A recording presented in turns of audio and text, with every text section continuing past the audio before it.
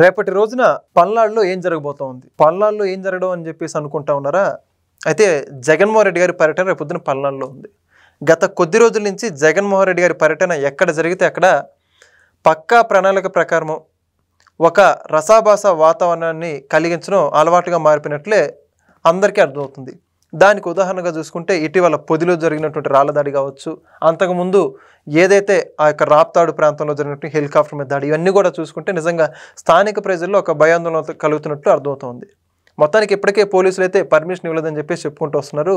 అసలు జగన్మోహన్ రెడ్డి గారి పర్యటన గురించి మరిన్ని విషయాలు తెలుసుకోవడానికి మనతో ఉన్నారు సోషల్ యాక్టివిస్ట్ శ్రీలీల గారు. మేడం నమస్కారం అండి. పల్నాడు పర్యటన రేపు పొద్దున్న జగన్మోహన్ రెడ్డి గారు, దానికి సంబంధించి అంబటి రాంబాబు గారు, విడుదల రజనీ గారు, వైఎస్ఆర్సీపీ నాయకులు కొంతమంది మాట్లాడుతూ అక్కడ ఉన్నటువంటి వైసీపీ నాయకుడు అదేవిధంగా ఉప సర్పంచ్ అయినటువంటి నాగమల్లేశ్వరం అనే వ్యక్తిని టీడీపీ నాయకుల ఒత్తిళ్లు బాధలు తట్టుకోలేక టీడీపీ నాయకులు పోలీసులు కలిపి బాధలు పెట్టేసి హింసలకు గురి చేస్తే ఆయన ఆత్మహత్య చేసుకున్నాడు. కాబట్టి ఆయన కుటుంబాన్ని పరామర్శించి ఆయన సంవత్సరిక కార్యక్రమం, ఆయన విగ్రహావిష్కరణ వీటన్నిటిలో పాల్గొనడానికి జగన్మోహన్ రెడ్డి గారు రేపు పొద్దున వస్తున్నారు. కూటమి ప్రభుత్వం అడ్డుకుంటుంది జగన్మోహన్ రెడ్డి గారు వస్తే. అంటే మధ్యాహ్నం జనాల్లో ప్రజాదరణ బాగా పెరిగిపోయింది. ఆ ప్రజాదరణ క్రేజ్ని ఎలాగైనా తగ్గించాలనే ఉద్దేశంతోనే పర్యటన అడ్డుకోవడానికి కూటమి ప్రభుత్వం ప్రయత్నం చేస్తుందని చెప్పి చెబుతున్నారు. నిజంగానే జగన్మోహన్ రెడ్డి గారి క్రేజ్ని తగ్గించడానికి చేస్తుందా? నెక్స్ట్ ఆ యొక్క నాగమల్లేశ్వరం వ్యక్తి పోలీసుల బాధలు తట్టుకోలేక చనిపోయాడు అంటే మీ యొక్క అభిప్రాయం ఏంటి? ఇక్కడ నేను విన్న సమాచారం కానివ్వండి, నేను తెలుసుకున్నది కానివ్వండి, నాగమల్లేశ్వరరావు అనే వ్యక్తి మరి వైఎస్ఆర్సీపీ పార్టీ అధికారంలో ఉన్నప్పుడు అసలు అతని దందా ఎలా నడిచింది, అక్కడ ఏ విధంగా రౌడీయిజం చేశాడు, ఎవరిని కూడా అక్కడ వదిలిపెట్టే ప్రసక్తి లేదు. మరి వాళ్ళందరికీ కూడా ఆ విధంగా ఇట్లాంటి కార్యక్రమాలు చేయటానికి ఎవరు వాళ్ళ సపోర్ట్ ఉంది అంటే పిన్నెల్లి రామకృష్ణ. మరి ఆ వ్యక్తి గురించి ఈరోజు చెప్పుకోవాలంటే నిజంగా నాగమల్లేశ్వరరావు అనే వ్యక్తి మరి టీడీపీ పార్టీ అధికారంలోకి వచ్చాక వాళ్ళు పెట్టే బాధలు, అదేవిధంగా పోలీసులు టార్చరు, వీళ్ళు చెప్తున్న మాటలు నిజంగా అందుకే అతను సూసైడ్ చేసుకున్నాడా అంటే అక్కడ లోకల్ పీపుల్ ఎవ్వరూ కూడా కాదనే సమాధానం వస్తుంది. ప్రతి ఒక్కరూ అంటే టీడీపీ సానుభూతి పరులా ఇంకోటా కాదు, ప్రతి ఒక్కరు అదే చెప్తున్నారు. ఎందుకు ఆ విధంగా చెప్తున్నారు? ఇక్కడ వైపు చూస్తే వైఎస్ఆర్సీపీ వాళ్ళేమో కూటమి కుట్ర, జనాదరణ మాకు వస్తుందని చెప్పేసి లేకుండా చేస్తున్నారని వీళ్ళు మాట్లాడటం, అటువైపు చూస్తే అక్కడ స్థానికులు అయితే మాత్రం అతను ఒక రౌడీ, ఒక గూండా, అట్లాంటి వ్యక్తికి విగ్రహావిష్కరణకు రావటం అనేది సిగ్గు చేయటం అనేది అక్కడ లోకల్గా వినిపిస్తున్న మాట. అయితే ఇప్పుడు మరి జగన్మోహన్ రెడ్డి గారు ఇప్పటికే స్థానిక పోలీసుల నుంచి ఎటువంటి పర్మిషన్ ఇవ్వలేదని చెప్పేసి పోలీసులు అయితే చూస్తున్నారు. అంటే స్థానిక ఎస్పీ ఎవరైతే ఉన్నారో శ్రీనివాసరావు గారు మాట్లాడుతూ అంటే సంబంధిత డాక్యుమెంట్స్ కానీ ఎక్కువ మందిని క్రౌడ్ ఇవంతా చేయడానికి పర్మిషన్ లేదంటున్నారు. కానీ వైఎస్ఆర్సీపీ నాయకులు మాత్రం రావడానికి పక్కడబందీగా ప్రణాళిక ఏర్పాటు చేసుకున్నట్టు మొత్తం అర్థమవుతుంది. మరి ఏంటంటారు పోలీసులు పర్మిషన్ ఇవ్వకపోయినా రాకపోవడం దాని గురించి? అక్కడ ఈవీఎం రెడ్డి అని ఒక అతను ఉంటాడండి. ఈవీఎం రెడ్డి ఎవరు? ఈవీఎం రెడ్డి అంటే అందరికి అర్థమైపోయింది. అంటే ఈవీఎంలో పాము దూరితే అక్కడ ఎవరైతే ఎలక్షన్కి వచ్చిన వాళ్ళందరినీ కాపాడటానికి ఈవీఎం పగలగొట్టిన ఒక దుర్మార్గం. ఇదే తెలుస్తుంది అందరికి.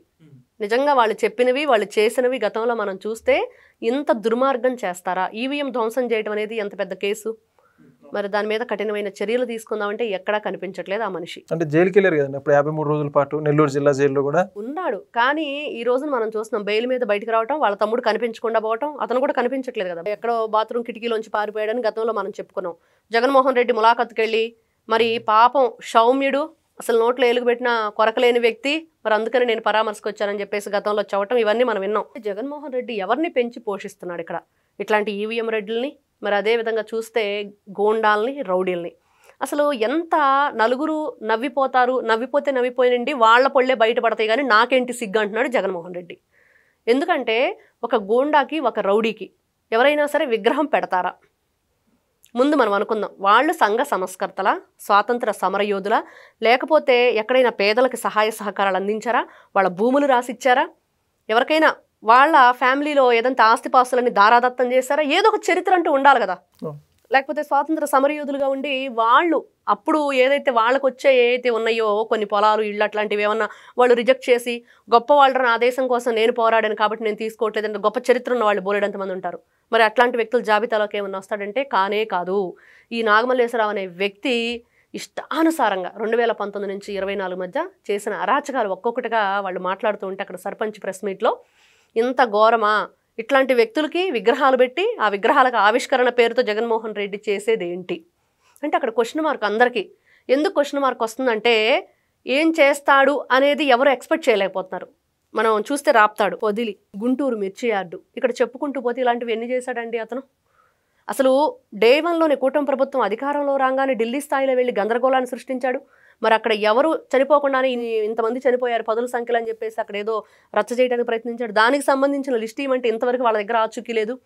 అంటే ప్రజల్లో క్వశ్చన్ మార్క్ ఎందుకు పడుతుందంటే ఇక్కడ చూస్తే ఒక్కొక్క ప్లేస్లో ఒక్కొక్క రకంగా వీళ్ళు చేసిన దందా, అక్కడ పెట్టిన పేరేంటి, వీళ్ళు వచ్చి చేసిన కార్యక్రమం ఏంటి, అక్కడ ఇబ్బంది గురైంది ఎవరు, ఎక్కడికి వెళ్ళిన కేసులు, గొడవలు, గందరగోళం, అందరి మీద రాళ్లు విసరటం, చెప్పులు విసరటం. ఎంత పోలీసులకు కూడా మనం చూస్తే పొగాకు పర్యటన, మరి పొగాకు రేటు చెప్పడానికి వచ్చేసి గంజాయి రేటు చెప్పిన ప్రబుద్ధుడు ఈ వ్యక్తి. ఇట్లాంటి వ్యక్తుల్ని ఏ విధంగా చూడాలి? ఇట్లాంటి వ్యక్తులు మరి ఈ రోజున పల్నాడు జిల్లాకి వచ్చేసి అక్కడ మరి ఒక దుర్మార్గం అయిన వ్యక్తి, అతను కూడా మంచి వ్యక్తి కాదు. మరి అతనికి విగ్రహావిష్కరణ చేస్తున్నాడంటే ఎవరైనా యాక్సెప్ట్ చేస్తారా? ముఖ్యంగా శాంతి భద్రతలకు ఇబ్బంది లేకుండా అక్కడ పోలీసుల పర్మిషన్ తీసుకొని ఇదిగో ఇంతమంది వస్తారు, వైఎస్ఆర్సీపీ పార్టీకి సంబంధించిన కార్యకర్తలు కానివ్వండి, లీడర్లు కానివ్వండి, మరి విత్ జగన్మోహన్ రెడ్డితో కలిపి మరి దానికి సంబంధించిన సమాచారం కానీ, ఎందుకంటే వీళ్ళు ముందుగా ఎవరో పర్మిషన్లు తీసుకోరు. రాప్తాడిదే మనకు అందుకు నిలువెత్తు సాక్ష్యం. అక్కడ ఏం జరిగింది, హెలిప్యాడ్ దగ్గర పర్మిషన్ లేకపోయినా కూడా మా వాళ్లే వదిలేయండి అని పోలీసుల మీద వీళ్ళు విరుచుకుపట్టడం, పోలీసులు వదిలేయటం, అక్కడికి వెళ్ళి విధ్వంసం సృష్టించారని చెప్పేసి కూటమి ప్రభుత్వం మీద వీళ్ళు మళ్ళీ అవాకులు చవాకులు. అంటే ఇది ఒక పరిపాటిగా వాళ్ళకి కొనసాగుతుంది. కేవలం రాజకీయ ముసుగులో వీళ్ళు చేస్తున్న కుట్రకోణం, కేవలం రాజకీయాన్ని అడ్డు పెట్టుకొని ఇట్లాంటి కుట్రపూరితమైన పనులు చేస్తూ ఉంటే నిజంగా ఇది కుట్రపూరిత రాజకీయం అని అనకూడదండి. వాళ్ళు రాజకీయాలకు అర్హులే కాదు, రాజకీయ ముసుగు వేసుకొని చేస్తున్న కుట్ర. ఇట్లాంటి వ్యక్తుల్ని క్షమించాలా? ప్రజలు ఈ రోజున ఏం ఆలోచిస్తున్నారంటే నిజంగా ప్రజల్లో ఈ పర్యటన గురించి ఒక భయాందోళనతో పాటు క్వశ్చన్ మార్క్ కూడా ఉంది. అంటే భయాందోళనతోనే క్వశ్చన్ మార్క్ వస్తుంది. ఎందుకంటే ఏం జరగబోతుంది, వస్తే ఏం సృష్టిస్తారు ఇక్కడ? మనం చూసాం ఒక ఏదైతే మర్డర్ జరిగింది, అక్కడ మనుషుల్ని బండిని గుద్దిచ్చేసి ఇద్దరిని చంపించేశారు. ఇట్లాంటివన్నీ కూడా అక్కడ జరుగుతూ ఉంటాం. మరి ఇక్కడ విగ్రహావిష్కరణ ఎవరిది అంటే బెట్టింగులు కట్టి మరి అడ్డగోలుగా వసూళ్లు చేసి విరుచుకుపడి ఇష్టానుసారంగా బూతులు తిట్టి మరి అతను తిరిగి చర్యలు తీసుకుంటారు, ఖచ్చితంగా నేను చేసింది తప్పు అని చెప్పి తెలిసి అతను తనంతట తాను ఆత్మహత్య చేసుకోవటం, పురుగుల మందు దాగి. మరి అతను ఊళ్ళో కూడా చనిపోలేదు, గుంటూరు ఎక్కడికో వెళుతూ ఆ పురుగుల మందు పొలానికి వేసి కలుపు మందు కొనుక్కొని తాగాడు అని చెప్పేసి ఈ రోజున మనం వింటున్న వార్తలు. అవన్నీ కూడా గతంలో ఏం జరిగింది. ఇప్పుడు 1 year తర్వాత జగన్మోహన్ రెడ్డి కార్యక్రమం ఎందుకు చేస్తున్నాడు అంటే జగనాసురుడు నిజంగా ఏదో కుట్రకోణంలో ఇట్లాంటి ఆలోచనలు చేస్తున్నాడు, రాష్ట్రంలో ఎట్లాగైనా సరే శాంతి భద్రతలకు విఘాతం కల్పించడానికి మాత్రమే అని చెప్పేసి ఈ రోజున మనకు అనిపిస్తున్న విషయం. Thank you madam. నమస్తే. Please subscribe to Leo News for more videos.